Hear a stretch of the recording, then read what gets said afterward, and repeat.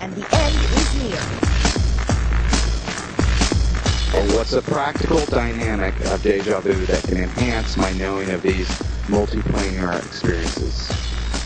The repetitive, sedentary feeling of a recomposure of your replaying of a thought, a smell, a sight, a girth of understanding.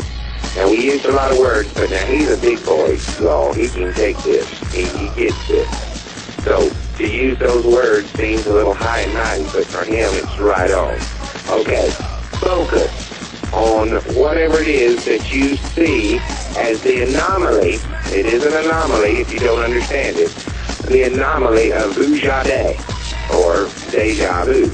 And that repetition or feeling place, I've been here before, I've done this before, this is unusual, this is odd, I've done this already, I know what's going to happen next. Well, in that dynamic of the duality, now this goes back to your crystal question way back yonder, seems like eons ago, in your dodecahedron experience. If you follow the angles of a dodecahedron tactfully enough, you'll bump into the same angle again. And that's your way back. It is your way back. Mm-hmm. Very good.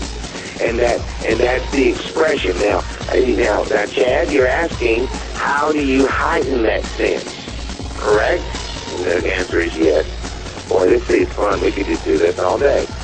The focus is becoming the transient experience that you're noticing, giving notice to. So as you activate the platform that becomes a rule that doesn't offend the labyrinth of your mind, you will find yourself knowing, seeming to know in almost every experience the next logical step before even the contrast shows up for you to consider the outcome, your outcome, regarding the direction of the angle. You said platform of the mind? Yes. As opposed to labyrinth, or are they the same? They are different. Tell me. Well, what happens when you go to a platform? You ascend. And you can go above the labyrinth, and you like to... Wouldn't the rat find it wonderful if he could get above the maze and see where the cheese is? And if he goes back to the labyrinth, he knows exactly how many lefts and rights to get to the cheese every single time.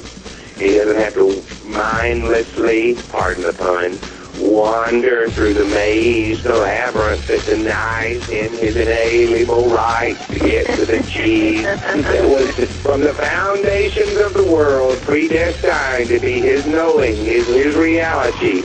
Everybody will be happy with the cheese. Amen.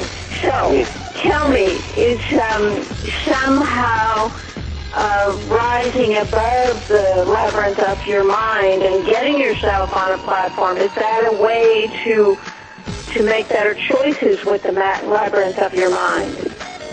He says yes.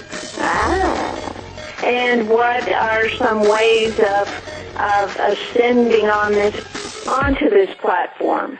Well, that's very interesting. We've never, ever said this before. Let's give it a try. Don't you dare say relax and allow. No, never. We'll go for the very first time. See, it's very interesting. Somehow the human creators come forth in the form of a meat sack body. They have blood and blood. Oh, we did this. Exactly. And that's the same process that will get you to the place where either you figure it out and it's no longer a question and you move on to the next layer, or you spin there until you can't stand it anymore and you move on to another place. And all the while, the important thing is to realize you can't fail. It's okay if you don't get there. And you never get it wrong and you can't get it done. Yeah. Worrying about all that, you start enjoying the process that you came for. So you came for it to be doing happy anyway. Good. Very good. Perfect. Very good question, Connie. Thank you. Oh, you gave away my name. That's all right. Okay. All right, let's. Hey, get a chair. Holy shit.